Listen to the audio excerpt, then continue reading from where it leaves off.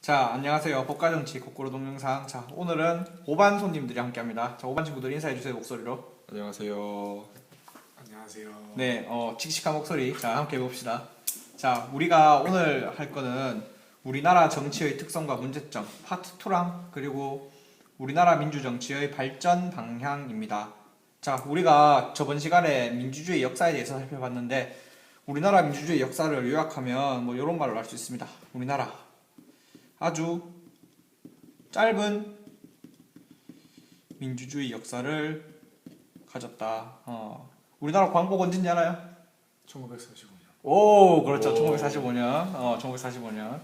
자, 우리나라 뭐 끼케야 1945년에 광복해서 정부 수립 1948년이란 말이에요.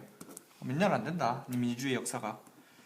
그리고 이 짧은 민주주의 역사 속에서 어떤 일이 있었냐? 남북이 계속 대치했었죠. 이런 남북이 대치하는 상황 속에서 민주주의가 발전하기 매우 어려운 상황이었습니다.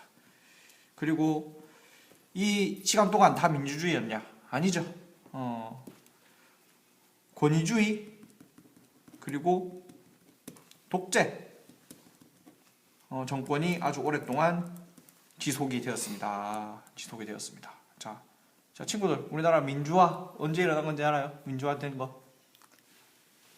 한번 맞춰봐. 6월 25일. 6월 15일?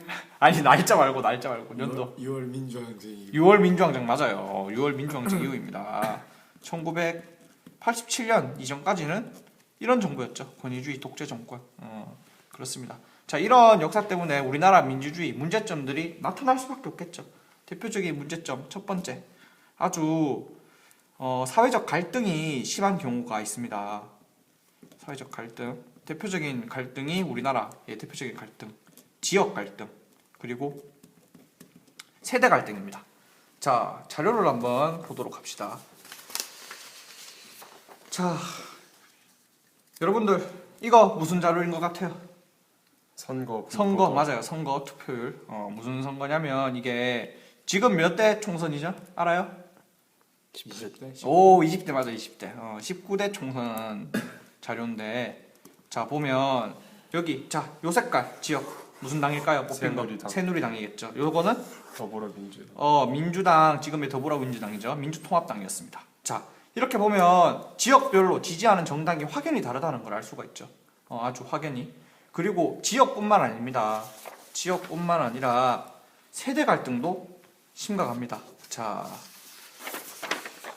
요게 우리 이번 박근혜 대통령 선거 때 투표 결과인데, 연령별 출구 조사를 보면, 자, 20대부터 40대까지는 다 누구를 지지합니까? 많이 지지합니까? 문재인을 많이 지지하죠. 반면에 50, 60대는 대부분의 사람이 박근혜 대통령을 지지하고 있죠. 이렇게 보면 세대별로도 확연히 이렇게 지지 성향이 다르다는 걸 알 수가 있죠.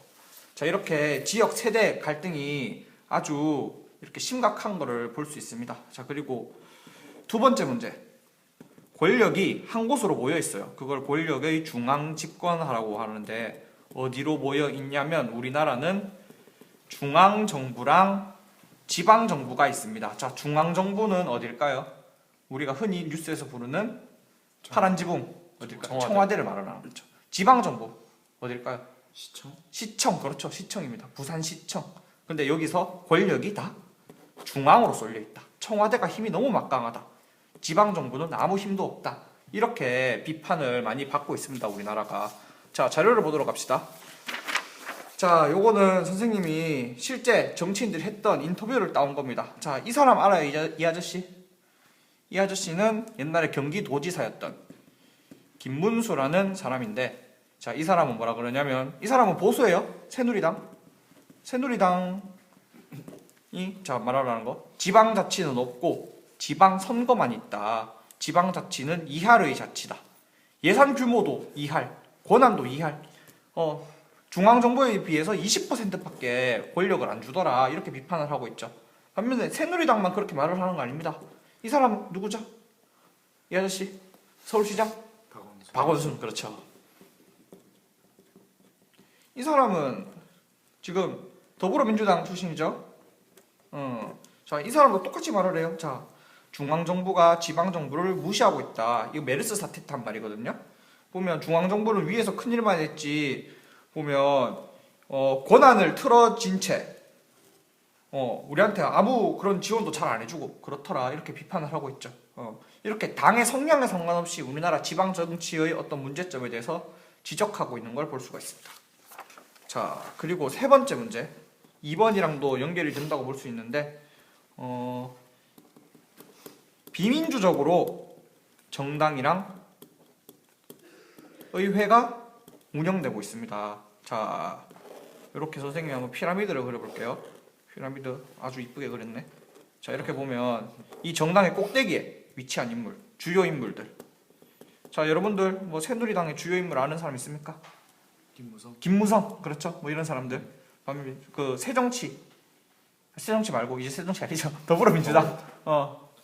아는 사람. 비례대표 2번.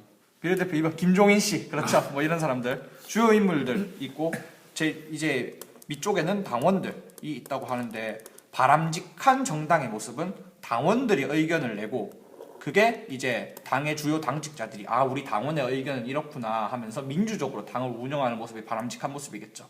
우리나라 거꾸로입니다. 이 사람들이 다 결정해요. 자, 요새 뉴스에 계속 뜨죠?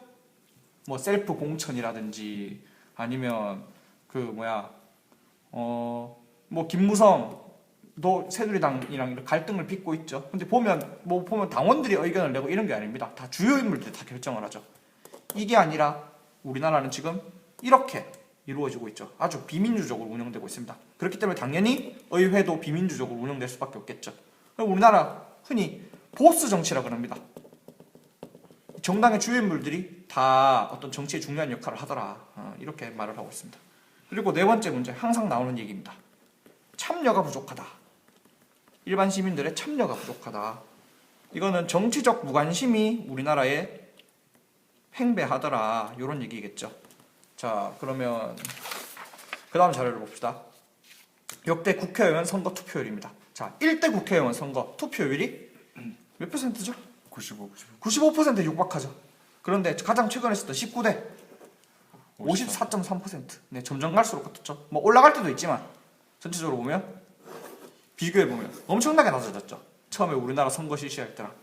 이렇게 보면 점점 갈수록 이제 사람들이 이제 거의 한 2명 중 1명 정도만 투표하는 이런 행태가 지금 일어나고 있습니다. 자, 이렇게 정치적 무관심이 팽배한 속에서 뽑힌 국회의원들, 국민을 잘 대변하는 국회의원일까요? 아니요. 아니겠죠. 국민을 정말 대변한다고 볼 수 없겠죠. 반밖에 안 뽑은 사람들인데 그렇겠죠. 그리고 요거 4개는 교과서에 나오는 얘기고 선생님이 하나만 더 추가하자면 이거는 정치학자들이 요즘 하고 있는 얘기입니다. 보수적 양당 체제라고 그러는데요. 조금 어려운 말입니다. 조금 어려운 말인데 자, 보수적 양당, 우리나라에서 가장 거대한 정당 지금 뭐가 있죠? 새누리당. 그리고 또 더불어민주당. 그렇죠. 더불어민주당이 잠깐 이렇게 안철수랑 사이가 안 좋아서 갈라지긴 했지만 거기 있던 사람들도 다 민주당 출신이죠. 거의 다.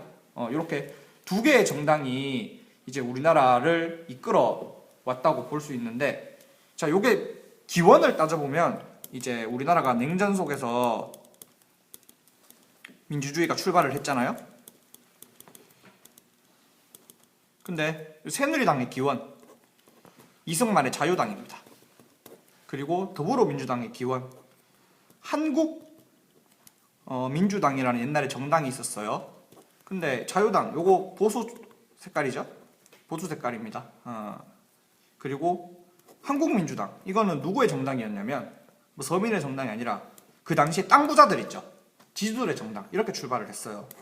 이렇게 출발을 해서 우리나라는 이제 좌파라고 불리는 정당이 힘이 없이 출발을 했어요. 왜냐? 우리나라는 그 당시에 냉전이었죠. 이 좌파들은 다 어디로 갔을까? 북한으로 갔죠. 그렇죠. 우리나라는 보수적으로 출발을 해서 이 정당 자체가 계속 보수적인 색깔을 띠는 그런 민주주의로 흘러가게 된 거예요. 그런데 유럽을 보면 그렇지가 않습니다. 유럽 민주주의를 보면 뭐 지금도 사회당이라든지 사민당이라든지 이런 정당들이 이제 야당으로서 역할을 하고 있거든요. 전혀 다른 목소리를 낼 수가 있는 거죠. 그런데 보면 이 2개의 정당 출발부터 이렇게 했으니까 그렇게 차이가 나지 않아요. 예를 들어 비정규직 이런 거 있죠. 비판하잖아요. 근데 이거 비정규직 만든 거 여기였습니다. 여기서도 찬성하고 여기서도 찬성하고 이랬던 거죠. 뿐만 아니라 여러 가지 옛날에 있었던 FTA라든지 이라크 전쟁이라든지 이런 것들도 이제 흔히 보수적 정책이라고 여겨지는 것들도 옛날에 민주당에서 추진을 했던 거죠. 크게 차이가 없습니다. 특히 이제 경제 부문에서 그렇기 때문에 어떤 노동자들을 대변하는 그런 정당이 힘을 얻기 어려운 그런 구조로 우리나라 정치가 흘러왔던 거죠. 자, 이렇게 문제점들을 살펴봤는데, 자, 그 다음 단어는 해결책에 관한 겁니다. 해결책에 관한 건데, 자, 그 다음 단어까지 이어서 하면, 자, 그 다음 단어 따로 할 필요 없어요. 왜냐? 요거 다 해결책 하나하나씩입니다. 자, 사회적 갈등이 심각하다. 해결. 이거 그냥 가만 냅두면 안 되겠죠? 네. 일단 해결할 때 민주적으로 절차를 거쳐서 이런 갈등을 해결을 하자. 아주 교과서적인 해법이죠. 네. 그리고 이런 갈등이 나타나는 이유가 뭐냐? 양 정당이 정책으로 승부를 잘 안 보더라. 그래서 정책 대결을 하면 자연스럽게 지역 세대 갈등이 사라지겠죠. 내가 선호하는 정책에 대해서 투표를 하면 되니까 더 이상 지역으로 투표를 하는 게 아니라. 그리고 요거 어디에 힘을 실어줘야겠어요? 해결하려면 지방 정부에 힘을 실어주면 되겠죠. 권력을 분산을 시켜주면 되겠죠. 자, 요거 정당을 어떻게 운영해야겠어요? 아래에서 위로. 아래에서 위로. 그렇죠. 민주적으로 운영해야겠죠. 이거를 정당 민주화라고 부릅니다. 정당 민주화가 이루어져야겠죠. 참여가 부족하다. 어떻게 해야겠어요? 투표해야겠죠. 참여 열심히 해야겠죠. 적극적으로 참여해야겠죠. 그리고 사람들이 투표를 잘 못하는 경우도 있어요. 투표 시간 늘려주면 되겠죠. 그리고 요런 거 해법으로는 뭐가 지적이 되냐? 양당이 별 차이가 없다 그랬죠. 그럼 양당의 어떤 그런 뚜렷한 노선이 확립되면 해결이 될 수 있겠죠. 그리고 또 여러분들 나중에 배울 건데, 우리나라 투표 방식이 이 양당이 별 차이가 없어도 양당한테 유리하게 흘러가는 그런 제도로 지금 되어 있습니다. 근데 그거를 극복하는 투표 방법이 비례대표제를 늘리는 겁니다. 요거는 이제 나중에 자세하게 배울 겁니다. 자, 이번 시간 마치겠습니다.